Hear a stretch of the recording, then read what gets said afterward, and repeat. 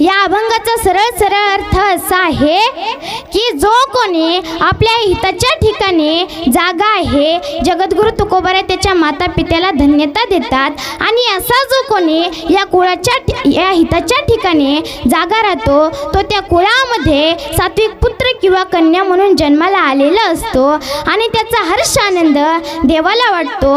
याचं कारण ते की आपण आपल्या जीवनामध्ये आल्याच्या नंतर नित्यनेमाने गीता, भागवत इत्यादी ग्रंथ श्रवण करून सतत देवाचं चिंतन, नामस्मरण करतो आणि अशांची सेवा जर माझ्या वाट्याला येत असेल तर मी माझे भाग्य पराकोटीचे समजेल असे जगद्गुरु तुकोबाराय या अभंगामध्ये म्हणतात। विठ्ठला विठ्ठला विठ्ठला विठ्ठला विठ्ठला विठ्ठला विठ्ठला। जगद्गुरु तुकोबाराय सांगतात की हित कशाचं करावं। मग हित कशाचं करावं? हित ते करावे पैशाचे चिंतन। आता पैशाच्या चिंतनाने कधी हित होईल का हो? तर नाही, कारण पैसा तेरे नाम परशा परशु परशुराम। पैसा धन या गोष्टी नाश पावणाऱ्या गोष्टीपासून आपल्याला हित कधी सक्सेस होते का? तर नाही। एके ठिकाणी कबीरजी महाराज म्हणतात, इसतन धन की कोण बराई, देखत नेन मे मिठी मिलाई। मग हित कोणतं करावं? हित कशाचं करावं? हित ते करावे संसाराचे चिंतन। आता संसाराच्या चिंतनाने कधी हित होईल का हो? तर नाही, कारण संसार जर इतक्या धन्यतेच्या लायकीचा असता तर संत मायबाप असे म्हटलेच नसते। दुःख बांधवडी आहे हा संसार, सुखाचा विचार नाही कोठे। मग ते हित कशात आहे? मग हित ते करावे बायकोचे चिंतन। आता बायकोच्या चिंतनाने कधी हित होईल का हो? होईल का? तर नाही। आता एके व्यक्तीचं उदाहरण सांगायचं झालं तर सांगून जाईल। एक राजा होता व त्याने एके दिवशी आपली सर्व प्रजा भरवली आणि प्रश्न केला की जे व्यक्ती बायकोचं ऐकतात असे एका लाईनमध्ये उभा राहा आणि जे ऐकत नाही असे एका लाईनमध्ये उभा राहा। आता तुम्ही ऐकता का बायकोचं? पुरुष वर्ग ऐकतात का?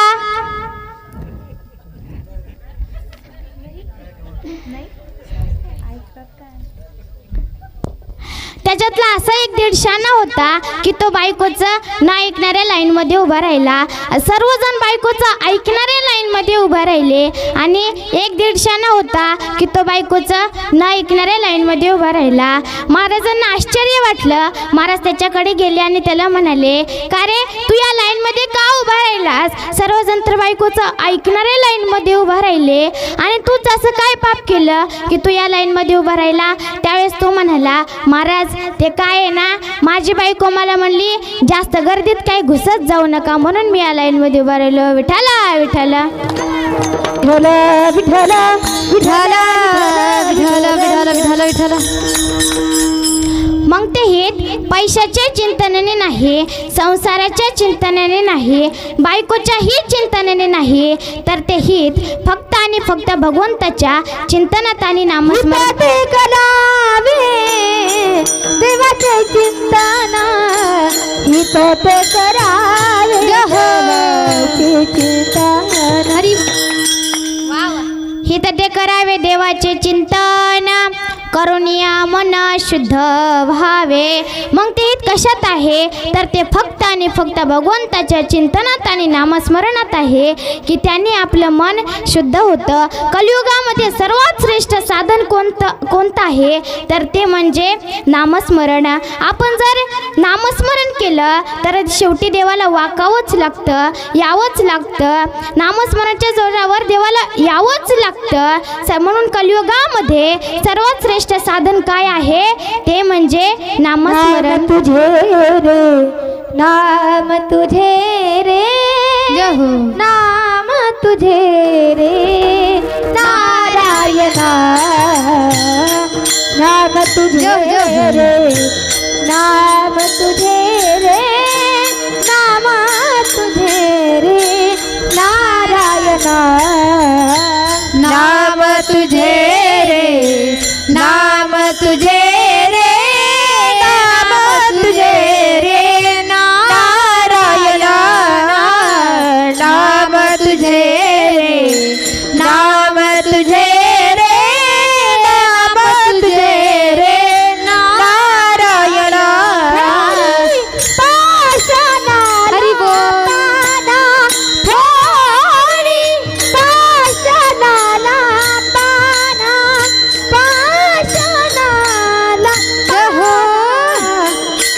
तुझे रे नाम तुझे रे नाम तुझे रे नारायणा नाम तुझे रे नाम तुझे रे नाम तुझे रे नारायणा नाम तुझे रे नाम तुझे रे नाम तुझे रे नारायणा नाम तुझे रे नाम तुझे रे नाम तुझे रे नारायणा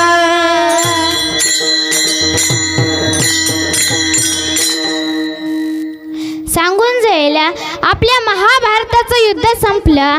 पाचही पांडव एकत्रित भगवंताकडे आले आणि भगवंताला म्हणाले, अरे भगवंता, येणारं युग हे कसं आहे हे तू आम्हाला सांग. काय म्हणाले? येणारं युग हे कसं आहे हे तू आम्हाला सांग.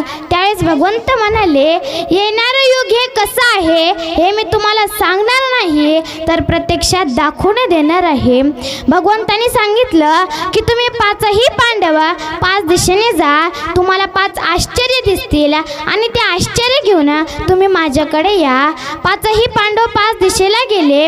पाचही पांडव 5 दिशेला गेले. त्यावेळेस पहिलं आश्चर्य दिसलं होतं धर्मराजाला. धर्मराजाला असं दिसलं होतं की भगवंताचं वाहन गरुड. काय? भगवंताचं वाहन गरुड. त्या गरुडाच्या पंखावरती वेद लिहिलेले आहेत, परंतु तोंडामध्ये मांसाचा तुकडा आहे. हे काय आश्चर्य! दुसरं आश्चर्य होतं भीमदादाचं. भीमदादाला असं दिसलं होतं की नुकतीच वेलेली गाय आहे. काय?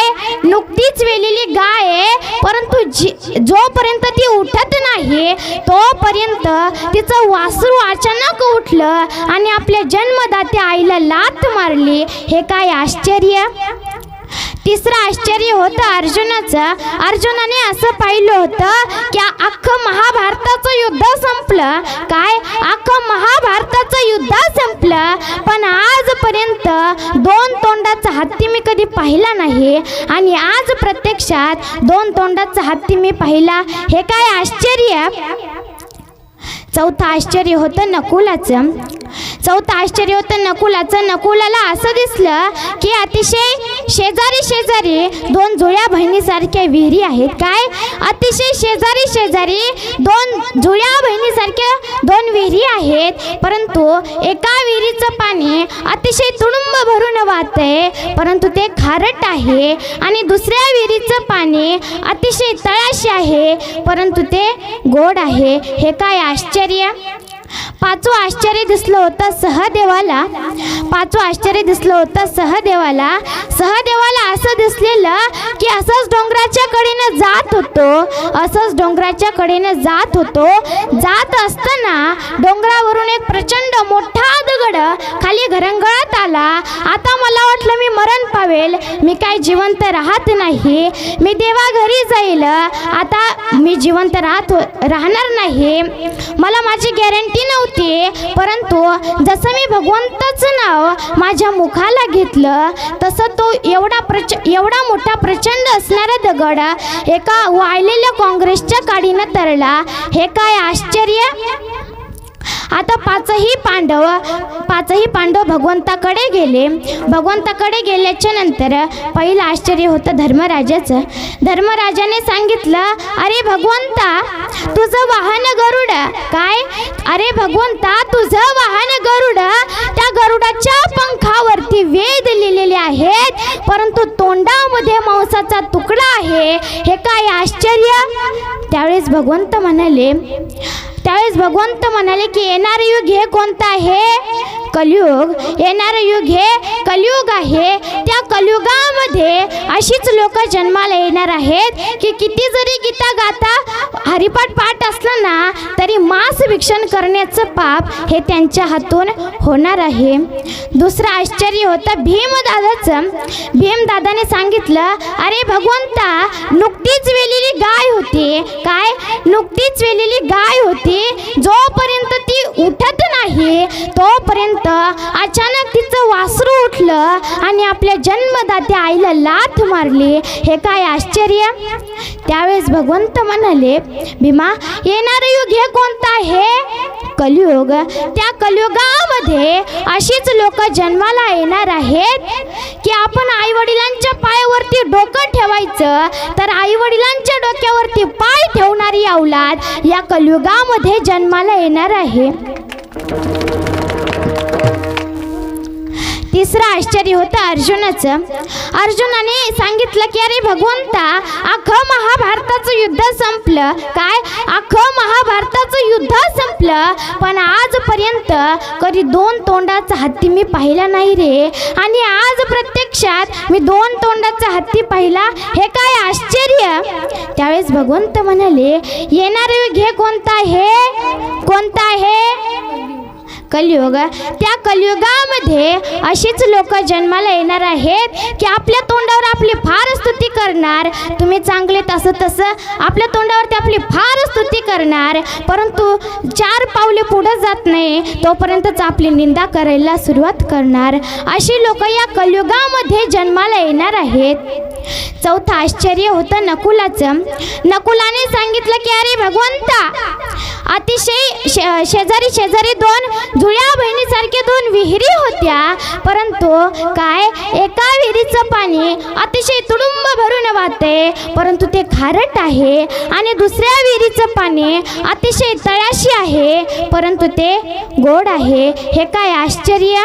त्यावेळेस भगवंत म्हणाले, येणारं युग हे कलियुग आहे. त्या कलियुगामध्ये चांगली माणसं म्हणजे साधू महात्मे हे थोडेच असणार आहेत आणि जी काही वाईट माणसं आहेत ती या कलियुगामध्ये भरपूर असणार आहेत. 5वं आश्चर्य होतं सहदेवाचं. 5वं आश्चर्य होतं सहदेवाचं. सहदेवाने सांगितलं, अरे भगवंता, असंच डोंगराच्या कडेने जात होतो. जात असताना डोंगरावरून एक प्रचंड भयानक असणारा मोठा दगड खाली घरंगळत आला. आता मला वाटलं मी जिवंत राहत नाही, मी आता इथेच मरण पावेल, मी आता देवाघरी जाईल. परंतु काय, जसं मी तुझं नाव माझ्या मुखाला घेतलं ना रे भगवंता, तसं तो वाळलेल्या काँग्रेसच्या कडेने तो दगड तरला. हे काय आश्चर्य.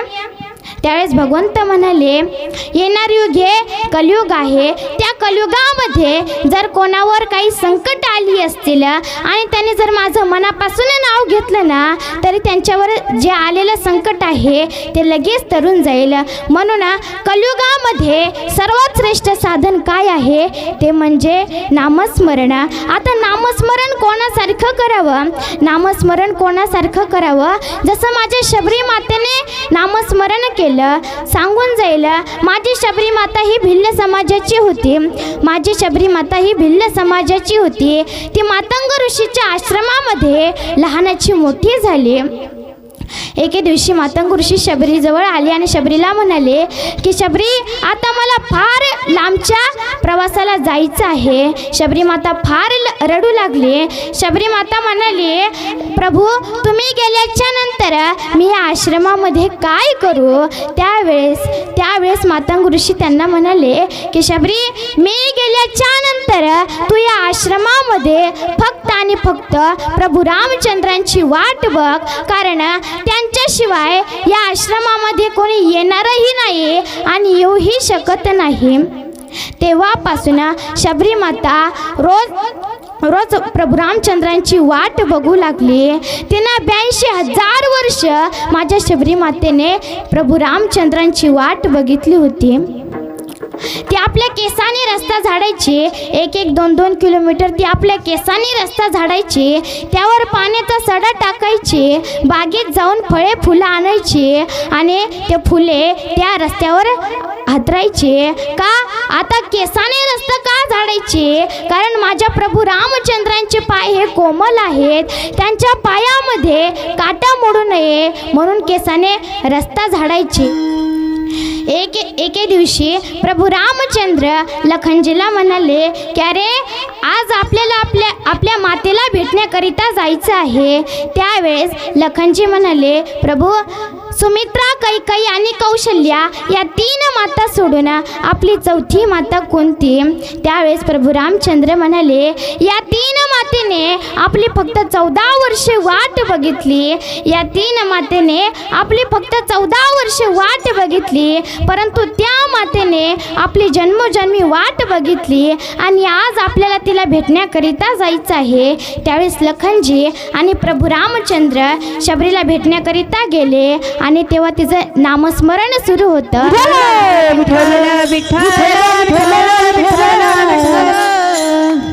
त्यावेळेस प्रभू रामचंद्र शबरीच्या जवळ गेले. शबरी भानावर नव्हती, तिचं नामस्मरण सुरू होतं. प्रभू रामचंद्रांनी शबरी मातेला हलवले. शबरी भानावर आली.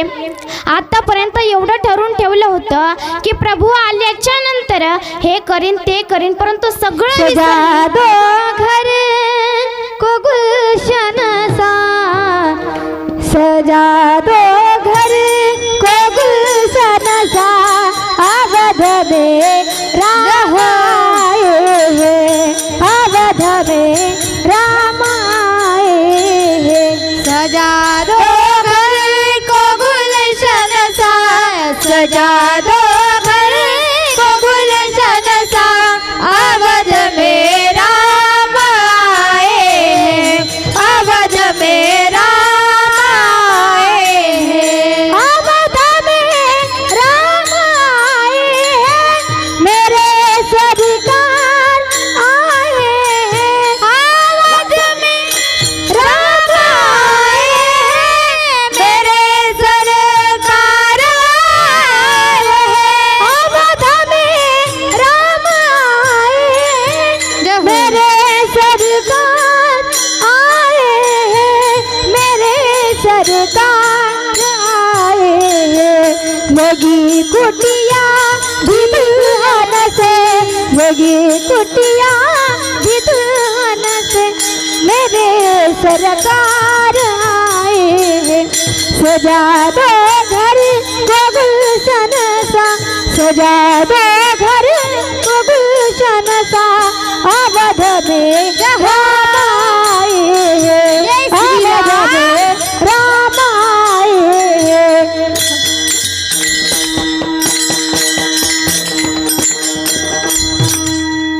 आतापर्यंत एवढं ठरवून ठेवलं होतं की प्रभू आल्याच्या नंतर हे करीन ते करीन, परंतु सगळं विसरली. शबरीचा आनंद गगनात मावेना.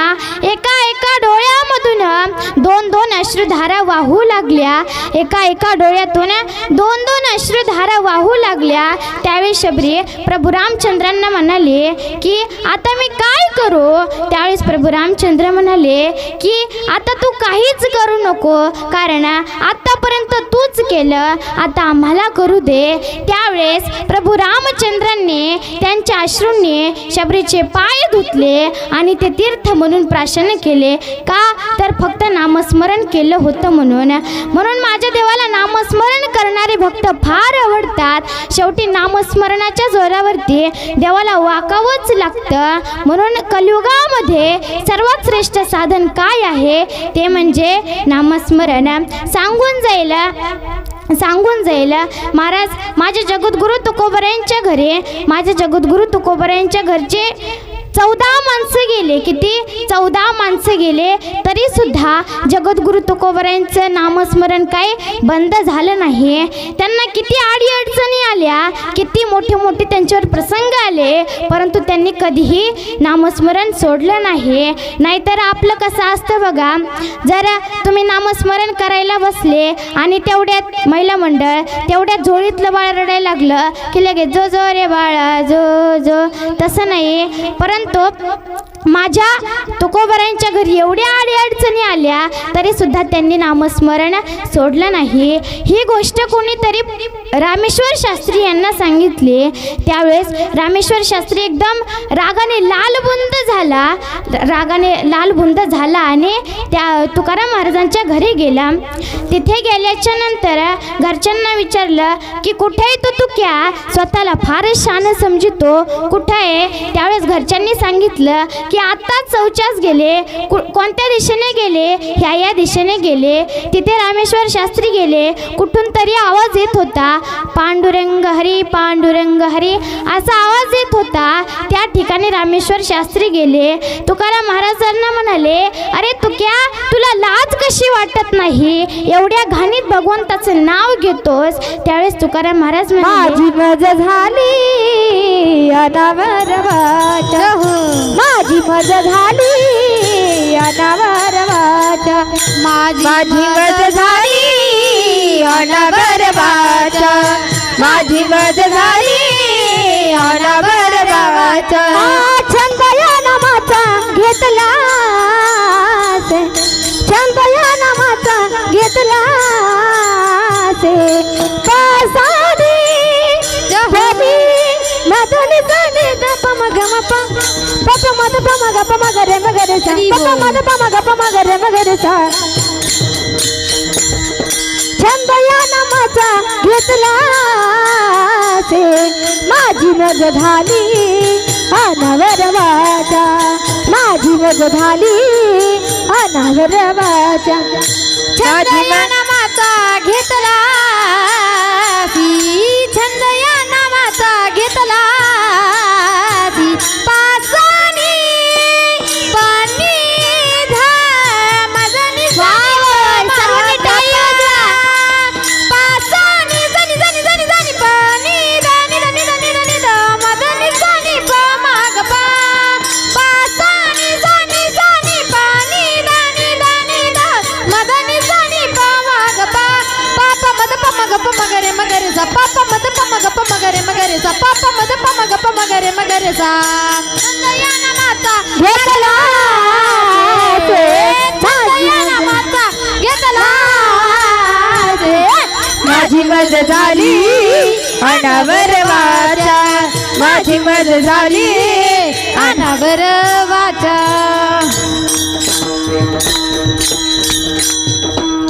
माझी मज झाली अनावर वाचा, माझी मज झाली अनावर वाचा, छंद या नामाचा घेतलासे.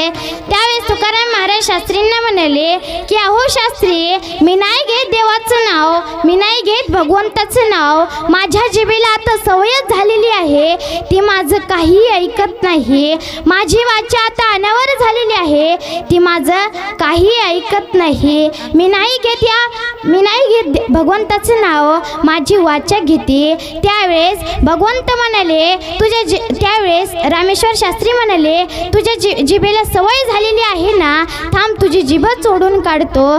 त्यावेळेस रामेश्वर शास्त्रींनी तुकाराम महाराजांची जीभ ओढून काढली. तरी सुद्धा त्यामधून देखील श्री विठ्ठल श्री विठ्ठल असा आवाज येत होता. त्यामधून देखील श्री विठ्ठल श्री विठ्ठल असा आवाज येत होता. त्यावेळेस रामेश्वर शास्त्रींना कळलं की हा काही साधा सुद्धा पुरुष नाही, तर हा साक्षात विष्णूचाच अवतार आहे. मने रामेश्वर भट्ट दुजा, तुका विष्णू नाही दुजा. त्यावेळेस रामेश्वर शास्त्री म्हणाले की तुकाराम महाराज, मला तुमच्यापासून वेगळं करू नका. मी तुमचा खूप अपराधी आहे, मला तुमच्यापासून वेगळं करू नका, मला माफ करा क्षमा पराधमा महाराज तुम्ही सिद्ध. म्हणजे बघा, तुकाराम महाराजांनी एवढं नामस्मरण केलं की त्यांची जीभ ओढून काढली, तरी त्यातून श्री विठ्ठल असा आवाज येत होता. म्हणून कलियुगामध्ये सर्वात श्रेष्ठ साधन कोणतं आहे, ते म्हणजे नामस्मरण. कलियुगा माझे करावे कीर्तन, जेणे नारायण देईल भेटे. म्हणून तुकाराम महाराज आपल्याला वेळोवेळी जागे करून सांगतात, वेळोवेळी ताकीद करून सांगतात, उठा जागे भारे आता, स्मरण करा पंढरीनाथा, भावे चरणी ठेवा माथा, चुकवी व्यथा जन्माची या. तुकाराम महाराज आपल्याला वेळोवेळी जागं करून सांगतात, वेळोवेळी ताकीद करून सांगतात की आपल्याला जर आपल्यावरचा वाईट काळ पळून लावायचं असेल तर भगवंताच्या भक्तीत जागायला सांगतात. आता बघा, आपल्या चोर जर चोरी करून पळून गेला तर त्याला सापडून काही उपयोग आहे का हो? तर नाही, किंवा एखादा दिवा विझल्यावरती तेल दान करून काय उपयोगाचं आहे का, तर नाही. तसंच जगद्गुरु तुकोबाराय या ठिकाणी 4 विकल्प सांगतात. पहिला विकल्प असा आहे, काही जागे आहेत परंतु हित कळत नाही. दुसरा विकल्प असा आहे की काहींना हित कळतं परंतु ते जागे राहत नाहीत. तिसरा विकल्प असा आहे, काहींना हितही कळत नाही आणि ते जागेही राहत नाहीत. आणि चौथा विकल्प असा आहे, काहींना हितही कळतं आणि ते जागेही राहतात. विठ्ठला विठ्ठल विठ्ठल विठ्ठल विठ्ठल विठ्ठल विठ्ठल. त्यावेळेस आता आपण पहिल्या क्रमांकाचा विकल्प पाहू. काही जागे आहेत परंतु हित कळत नाही. आता तुम्हाला सांगून जाईल, एके दिवशी एका घराला आग लागली. घर ढनाढना पेटू लागलं. बाप बघतोय, मुलं बघतेत. त्यावेळेस त्या बापाने मुलांना प्रश्न केला, मुलांनो बाहेर या. त्यावेळेस मुलं बाहेर आली. म्हणाली, काय बाबा? त्यावेळेस त्यांचे वडील म्हणाले, हे टिकाऊ घ्या. त्यावेळेस ते मुलं आश्चर्यचकित झाले. त्यांच्या वडिलांना म्हणाले, बाबा आपलं घर पेटतंय आणि तुम्ही आम्हाला टिकाऊ घ्यायला सांगताय.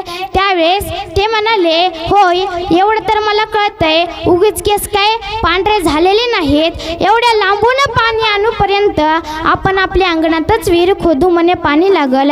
आता याने काही रात्रंदिवस विहीर खोदली असती तरी त्या विहिरीला काही पाणी लागलं असतं का? हो, लागलं असतं का? तर नाही. दुसऱ्या क्रमांकाचा विकल्प असा आहे, काहींना हित कळतं परंतु ते जागे राहत नाहीत. आता आपल्या कीर्तनात मात्र बरंच हित कळण्यासारखं, परंतु इथं येऊन काही जण झोपा काढतात. मागचे झोपले की काय? विठ्ठला विठ्ठला विठ्ठल विठ्ठल विठ्ठल विठ्ठल विठ्ठल विठ्ठल. तिसऱ्या क्रमांकाचा विकल्प असा आहे, काहींना हितही कळत नाही आणि ते जागेही राहत नाही. उलट ते आपल्यासारखे लोकांना ताकीद करून सांगतात की पाप म्हणजे भलं आणि पुण्य म्हणजे धमकी. हे तर बुवा लोकांचं सांगायचं कामच आहे. जोपर्यंत आयुष्य आहे तोपर्यंत मस्त खायचं प्यायचं, मजा करायची, आईस करायची. यावत जीवन सुखम जीवोत्तम सांगून जाईल. एक महाराज होते. त्या महाराजांकडे सर्व काही होतं, गाडी बंगला पैसा पाणी सर्व काही होतं, परंतु त्या महाराजांचं लग्नच काही झालं नव्हतं.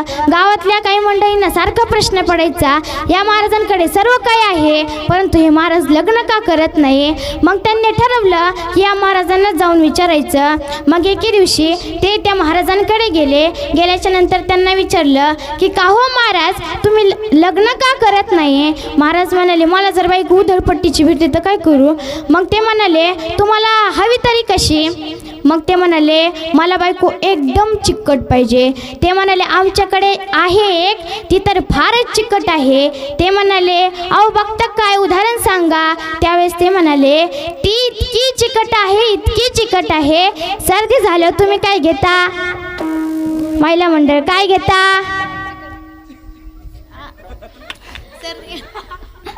काय घेता? बोलत चला. काय घेता? गोळ्या औषधे वगैरे घेता. परंतु ती मुलगी इतकी चिकट आहे, सर्दी झाल्यावर तसंच गिळून घेते.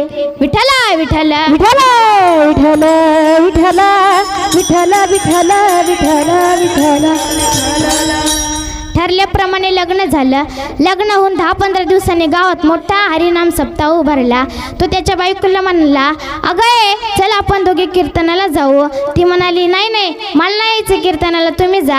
आता हा कीर्तनाला गेल्याच्या नंतर त्याच्या लक्षात आलं आपल्या बायकोने सकाळी देवापुढे दिवा लावला होता आणि तो विझवला का नाही हे बघण्यासाठी तो कीर्तनातून घरी बोंबलत गेला. दरवाजावर जोरात थाप टाकली आणि म्हणाला, अगे दार उघड. त्यावेळेस त्यानं दार उघडलं आणि म्हणाली, तुम्ही तर आत्ताच कीर्तनाला गेले होते आणि लगेच वापस कस काय आले? कीर्तन संपलं की काय? त्यावेळेस तो म्हणाला, नाही संपलं, ते सगळं बाजूला सोड, पण तू मला एक गोष्ट सांग की तू सकाळी देवापुढे दिवा लावला होता ना? ती म्हणली, हो लावला होता. मग तो म्हणाला, अगं तो विझवला का नाही हे बघण्यासाठी मी कीर्तनातून घरी आलोय. आता तीही काही इतकी वेडी नव्हती. ती म्हणली, तुम्हाला मी काही इतकी वेडी दिसली का? हे बघा, मी या हाताने लावला आणि या हाताने विजूनही टाकला. आता ती ही काही इतकी वेडी नव्हती. ती म्हणाली, माझ्या बापाने आपल्या लग्नामध्ये किती सुंदर बूट घेऊन दिलता बरं तुम्हाला. तुम्ही तिथून इथं येईपर्यंत तो बूट किती झिजला असन, त्याचं काय? त्यावेळेस तो म्हणाला, तुला काय मी इतका येडा दिसलो काय? हे बघ, बघलतच घेऊन आलोय. विठ्ठला विठ्ठला विठ्ठला विठ्ठला विठ्ठला विठ्ठला विठ्ठला विठ्ठला. चौथ्या क्रमांकाचा विकल्प असा आहे, काही ना हितही कळतं आणि ते जागेही राहतात. हेच तुकोबऱ्या अभंगाच्या प्रथम चरण.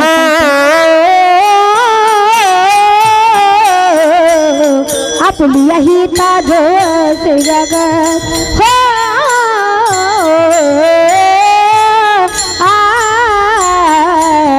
आपली ही ताज से जगत हो आपली ही ताज से जागता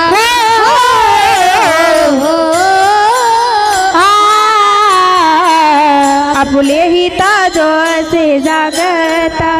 धन्य माता पिता दयाचिया, धन्य माता पिता दयाचिया, धन्य माता पिता दयाचिया, धन्य माता पिता दयाचिया, धन्य माता पिता दयाचिया, धन्य माता पिता दयाचिया हो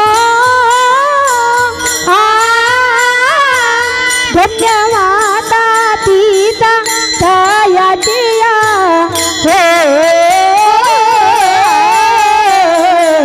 कोई कन्या पुत्र होती जो साथी हो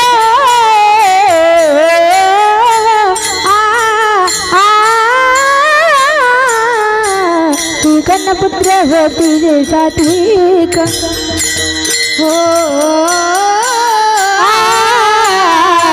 कोई कन्या पुत्र होती जय सात्विक हो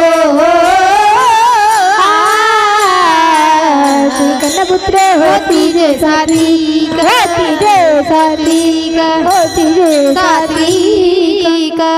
आपुलिया हिता जो से जागता, धन्य माता पिता तयाचिया. मग जगद्गुरु तुकोबाराय आपल्याला या हिताच्या ठिकाणी जागा राहण्यास सांगतात, परंतु इथं येऊन काही जण झोपाच काढतात. झोपलं नाही ना कोणी? मला माहिती आहे, बराच टाइम झाले, झोपलं नाही ना कोणी? जगद्गुरु तुकोबाराय आपल्याला हिताच्या ठिकाणी जागा राहण्यास सांगतात. म्हणून कलियुगामध्ये मगच सांगितलं, कलियुगामध्ये सर्वश्रेष्ठ साधन काय आहे? नामस्मरण. आपण त्या भगवंताचं भजन करायचं, कारण त्या भगवंताने आपल्याला किती सुंदर असा नरदेह दिले, फुकट दिलाय. आता कलियुगामध्ये कोणी कोणाला चुन्याची डबी सुद्धा फुकट देत नाही, परंतु त्या भगवान परमात्म्याने आपल्याला किती सुंदर असा नरदेह हा फुकट दिलेला आहे. त्याने एक जरी पार्ट कमी दिला ना, फार मोठी फजिती होती. सांगून जाईल, एक मेंढपाळ होता आणि तो बहिराच होता. एके दिवशी काय झालं, तो मेंढपाळ आपले मेंढे घेऊन चारण्यासाठी गेल्याच्या नंतर तो एका लिंबाच्या झाडाखाली बसल्याच्या नंतर त्याला तिथं तशीच झोप लागली. तसाच गाढ झोपी गेल्याच्या नंतर त्याच्या अख्ख्या मेंढ्या कुठं गेल्या. त्याला आता तो थोड्या वेळाने जागा झाल्याच्या नंतर बघतो तर काय, एकही मेंढी नव्हती. सगळ्या मेंढ्या गायब झाल्या होत्या. आता काय करावं काही सुचत नव्हतं. त्याने शोध घ्यायला सुरुवात केली. तेवढ्यात एक शेतकरी दादा आले. ते शेतकरी दादा पण बहिरेच होते. ते शेतकरी दादा आले आणि त्यांनी काय केलं, त्यांनी आपल्या ह्याच्यावर कंसावर एक पाखरू बसलेलं, त्या पाखराला हाणण्यासाठी एक दगड मारला. याला काय वाटलं की यानं निशाणच दाखवून दिलं. मग तो त्या दिशेने गेला. तिथे गेल्याच्या नंतर योगायोगाने त्याच्या मेंढ्या सापडल्या. आता तो शेतकरी दादाकडे तो वापस आला आणि म्हणाला, हे बघा, तुम्ही माझ्या एवढ्या मोठ्या मेंढ्या सापडून दिल्याबद्दल मी तुम्हाला एक मोडकी मेंढी दान करतो. आता चांगलं तर कोणी काही कोणाला देत नाही. तो म्हणाले, मी तुम्हाला एक मोडकी मेंढी दान करतो. आता तोही शेतकरी दादा बहिरा होता. त्याला वाटलं की हा म्हणतोय तुम्ही माझ्या मेंढीचा पायच मोडला. तो हा मेंढपाळ म्हणायचा की तू माझ्या मेंढ्या सापडून दिल्याबद्दल मी तुला एक मोडकी मेंढी दान करतो. शेतकरी दादा म्हणायचा मी तुझ्या मेंढीचा पायच मोडला नाही तर भरून कसं काय देऊ. हा म्हणायचा मी तुला एक मोडकी मेंढी दान करतो. हा म्हणायचा मी तुझ्या मेंढीचा पायच मोडला नाही तर भरून कसं काय देऊ. या दोघांची इतकी भांडणं लागली. तेवढ्यात तिथून एक घोडेस्वार दादा चालले होते. ते भांडणं बघून ते तिथे आल्याच्या नंतर आता ते घोडेस्वार दादा देखील बहिरेच होते. ते आले, घोडेस्वार दादा आले आणि त्यांनी विचारलं की काय झालं. तो मेंढपाळ म्हणाला की हे बघा, यानं माझ्या मेंढ्या सापडून दिल्याबद्दल मी याला एक मोडकी मेंढी दान देतोय तर हा घेत नाही. शेतकरी दादा म्हणायचा मी याच्या मेंढ्याचा पाय मोडलाच नाही तर भरून कसं काय देऊ. आता घोडेस्वार दादा देखील बहिराच होता. त्याने 1 महिन्यापूर्वी आपल्या घोड्याचा 70,000चा सौदा करून घेतला होता. त्या घोडेस्वार दादाला वाटलं की हे दोघं म्हणतात की हा घोडा चोरीचा आहे. तो घोडेस्वार दादा म्हणाले नाही, मी हे मान्यच करू शकत नाही. गेल्या 1 महिन्यापूर्वी मी पोलीस पाटलाकडूनच या घोड्याचा 70,000चा सौदा केलाय आणि तुम्ही म्हणतात की हा घोडा चोरीचा आहे. नाही, मी हे मान्यच करू शकत नाही.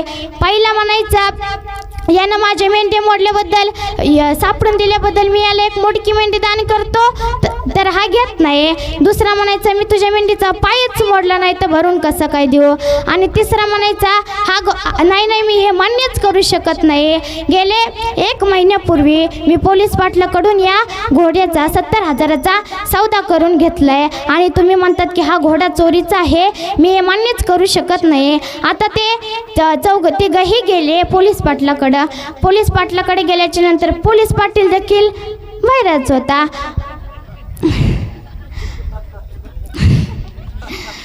पहिला तो मेंढपाळ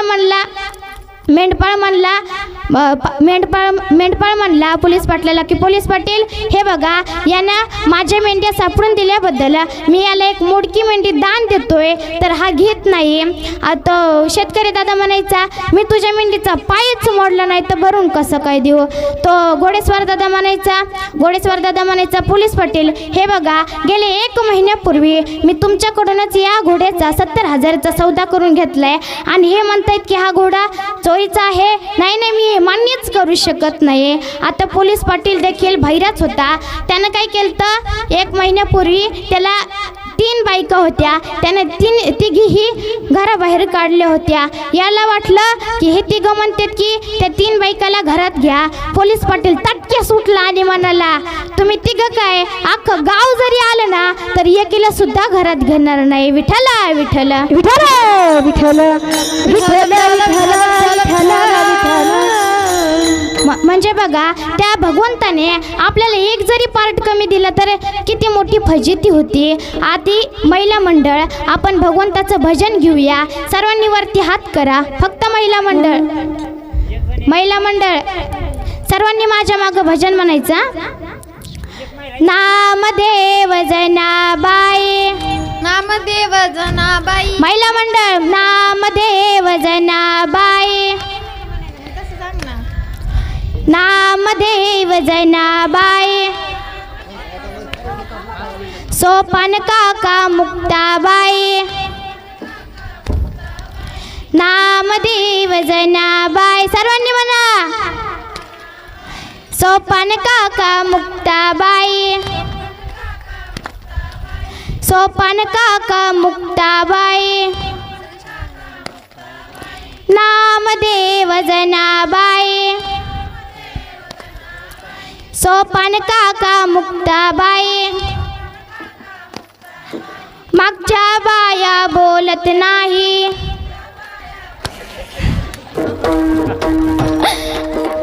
विठ्ठला विठ्ठला विठ्ठला